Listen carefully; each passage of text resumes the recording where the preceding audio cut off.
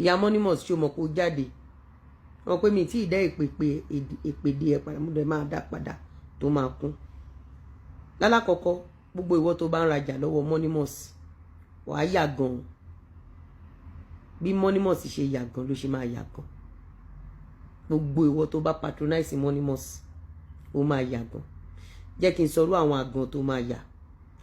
Ṣó mọ̀ pé ní Sunday ọ̀pọ̀lọpọ̀ yín ti ṣe bí tán ẹ wá gba chọ́ọ̀chì lọ nínú ọkàn ara yín nínú ọpọlọ yín tó ti brainwash yín lọ́kàn yín tẹ́ bá ti ṣèkà tán tẹ́ bá ti dé church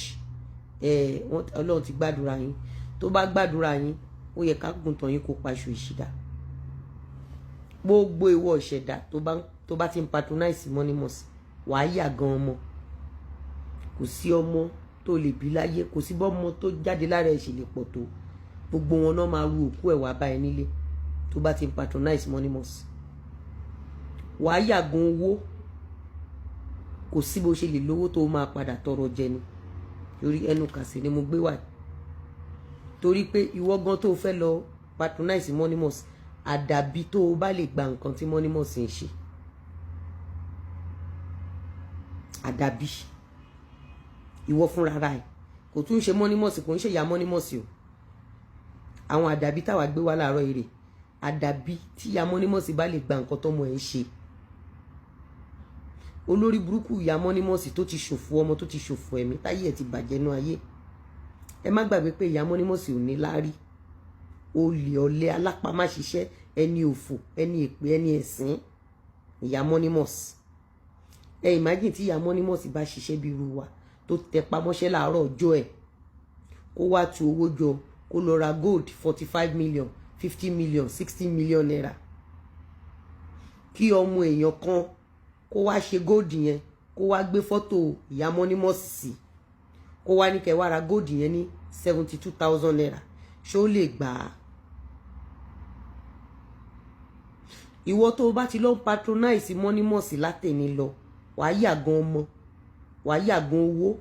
wàá yàgàn ẹ̀mí gígùn wàá yàgàn àlàáfíà wàá yàgàn oríire. Tó bá ní pé èèyàn máa yàgàn ṣó mọ ìtumọ̀ ẹ̀ lọ bèrè dáadáa. Sórí bí Monimus ṣe yàgàn tí Ọlọ́run ò fi ọmọ rántí ẹ̀ Ọlọ́run ò ní fi ọmọ rántí ẹ̀. Gbogbo ìṣẹ̀dá tó bá ń gbèjà Monimus àbí tí Monimus ń gbèjà gbogbo ìṣẹ̀dá tí Ìyábọ̀ Òjó ń gbèjà àbí ìṣẹ̀dá tó ń gbèjà Ìyábọ̀ Òjó gbogbo ìṣẹ̀dá tó bá ń gbèjà Fọláṣadé Sàríyù àbí tí Fọláṣadé Sàríyù ń gbèjà gbogbo ìṣẹ̀dá tó bá ń gbèjà gbogbo ẹ̀yin blackmailers àbí tí blackmailers ń gbèjà ẹ̀ yàgàn owó ẹ̀ yàgàn ọmọ ẹ̀ yàgàn àlàáfíà ẹ̀ yàgàn ẹ̀mí gígùn ẹ̀ yàgàn nǹkan mèremère nínú ayé. Tó bá ṣe ń rajà ó ń ṣe Monimus nìkan o àti Adéọlá Elizabeth Ọbánlá tó bá ti ń rajà lọ́wọ́ wọn torí wípé you can sell your market without dragging people. The moment tó bá ti target èèyàn kan tó wà lókè ó dá kí ló fẹ́ gbé ṣubú fún ìwọ ń tajà 10,000 naira ẹni tó fẹ́ gbé ṣubú ń tajà 10 billion naira ṣé tí ẹni tí ó ń tajà 10 billion naira yẹn ṣé tó bá ṣubú ṣé wọ́n fẹ́ di billionaire ni ìwọ ò ṣe ta tiẹ̀ lọ́tọ̀ kẹ́ni ẹ̀ náà ta tiẹ̀ lọ́tọ̀ ẹjọ́ là ń bògùn rò ká tó sà ìyá Monimus wàá jẹ burúkú ìyà. Ẹni kí ni Monimus ṣe ẹ̀yin èèyàn ẹni kí ni Monimus ṣe Monimus àti Ìyábọ̀ àti ejò tó ṣe jẹ́rì gbogbo wọn lọ sí alágbọ̀n Monimus lọ competition against mi lálágbọ̀n. Èmi ń sọ ilé ìfún yín torí ẹ̀yin agbọ̀rọ̀dùn tẹ́ ẹ máa ń fi orí gbé èpè tọmọtọmọ yín tẹ́ ẹ̀ ní mọ ibi tí ogun ti ń bẹ̀rẹ̀. Monimus ó lọ competition ní alágbọ̀n èmi ò tiẹ̀ mọ̀ pé òun ló competition nígbà tí mo débẹ̀ ìyẹn lálágbọ̀n mo rí pé Monimus ló competition ẹsẹ̀kẹsẹ̀ dẹ̀ ni mo ti ń sọ fún wọn pé kéèsì Monimus has been taken up by rightful office. Ẹ̀yin náà sọ pé kò ní dáa fún mi ní wáyé tì you see a lot of things are going on under mo decide mi ò sọ̀rọ̀ Monimosi gbogbo ìṣẹ̀dá tó ràn ẹ́ lọ́wọ́ ló máa yàgàn ọmọ kò sí ọmọ tán bí bó ṣe lè pọ̀ tó wọ́n máa yàgàn ọmọ wọ́n máa yàgàn owó wọ́n máa yàgàn ẹ̀mí gígùn wọ́n máa yàgàn àlàáfíà. I'm telling Nigerians today ẹ rí pé mi sọ nǹkan láti jọjọ́ ẹ̀ àwa ò kí ń bọ́ àwa ò kí ń sọ̀rọ̀ Monimosi lọ competition against Lizzy Anjorin lẹ́yìn tí Monimosi tó competition tán ṣe mọ̀ pé àwọn ti mọ plan kan tó fẹ́ ṣe Monimosi ṣẹ̀ṣẹ̀ wá ń copy àwọn gold ni ṣe mọ̀ pé police station yẹn ibẹ̀ ni wọ́n ti máa ń bá Ìyábọ̀ Òjó ejò tó ṣe jẹ́rì àti gbogbo àwọn blackmailers ibẹ̀ náà ti máa ń bá wọn bá yé àwọn èèyàn jẹ́ Monimosi ìwà àtìyẹ àti Ìyábọ̀ ẹlẹ́ẹ̀ṣẹ̀ irú ẹ̀ mọ́ ó ti pẹ́ tẹ́tí ń ṣorí burúkú you see these people don't underestimate them ó ní ìdí tí Ọlọ́run ṣe fi ọmọ gbàgbé Monimosi tí n bá ń ṣe show ọ̀pọ̀lọpọ̀ yín kí n mọ ìdí tí mo ṣe máa ń ṣe show kí n mọ ìdí tá ṣe máa ń sọ̀rọ̀ síta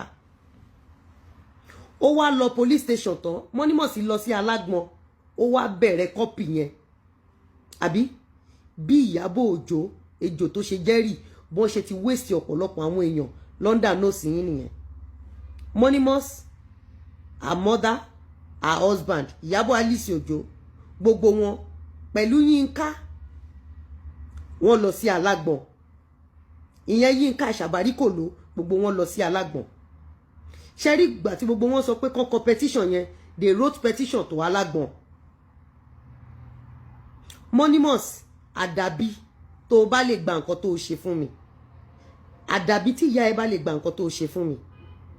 àmọ́ tó bá lè gba nǹkan tó ṣe fún mi Monimosi tó tún wá competition lọ sí Alágbọ̀n gbogbo ìṣẹ̀dá tó bá ra ọjà lọ́wọ́ ẹ̀ tó bá bí ìgbà ọmọ wọ́n máa ru òkú ọmọ wá bá wọn lé ni Monimosi tó bá kè ní kọlà ọmọ aráyé kí ẹ kú oríire wọ́n máa ru òkú ẹ lọ bá ìyá ẹ ni ìyá ẹ̀mí ẹ̀ máa gùn gan tóró máa ráre ìyá ṣe ata kó o tó lọ láyé ìyá ṣe ata mo ní lọ́lá kó o tó lọ láyé gbogbo àwọn ọmọ tó tara ẹ̀ jáde ló máa mọ sáré wọn ẹnu kàsè ni mo wá fi gégùn fún ṣẹ̀dá ẹ̀ láàárọ̀ yìí. Monimosi went to Alágbọ̀n and petitioned me Monimosi Ìyábọ̀ Alice Òjó ejò tó ṣe jẹ́rì Yínká TNT gbogbo wọn wọ́n pọ̀ wọ́n ṣe petitions Alágbọ̀n ó ṣe petitions Alágbọ̀n tán ó tún wá ṣe ń copy mo imagine bí bàbá Ìjẹ̀ṣà ṣe innocent mo ní mi ò ní tẹ̀lé yín bá yín ṣe kéèsì Ìyábọ̀ Òjó kankan mo ń imagine nínú ọpọlọ mi nǹkan tí ó ju Mohbad rí lọ́wọ́ Ìyábọ̀ Alice Òjó pẹ̀lú àwọn Monimosi mo ń imagine nínú ọpọlọ mi mo ń imagine ọ̀pọ̀lọpọ̀ ẹ̀dá tó ti kú London náà sí yín tẹ́ẹ̀dẹ̀ mọ iṣẹ́ tí Ìyábọ̀ Òjó àti àwọn Monimosi tí wọ́n ṣe ọ̀rọ̀ tí mo sọ láàárọ̀ yìí ó wà emotional. Yínká TNT ẹni tó máa gbà ẹ́ lẹ̀ lọ́wọ́ mi ì tí ì rí tí n bá bẹ̀rẹ̀ pẹ̀lú ẹ̀ mi ì tí ì rí ẹ rí pé mi ì sọ nǹkan kan láàárọ̀ yìí ẹ rí pé mi ì sọ nǹkan kan ṣe rí ìgbà tí Monimosi gbé gìtá jáde ṣe rí ọjọ́ tí ìyá Monimosi jáde tó lórí burúkú ìyá Monimosi tó máa mọ sàárì ọmọ ẹ̀ ọjọ́ tó jáde tó ń ṣàdúrà yẹn they thought my enemy will be locked up sí Alágbọ̀n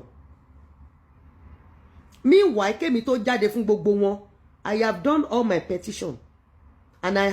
have done all the rightful ẹ mọ̀ pé máa sọ fún yín pé tó bá wá fún mi kí n tó jáde fún ẹ máa ti ṣe àwọn petition mi mo imagine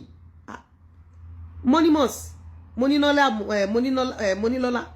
o ní rọ́mọ gbẹ́jọ́ o ní rọ́mọ sí ẹ́ o ní rọ́mọ buyẹ̀pẹ̀ sí ẹ lójú àdàbí tó o bá lè gba ohun tó ń ṣe. Mo bá èèyàn kan sọ̀rọ̀ lánàá tán ti mọ Alágbọ̀n mo bá èèyàn kan sọ̀rọ̀ tán ti mọ Alágbọ̀n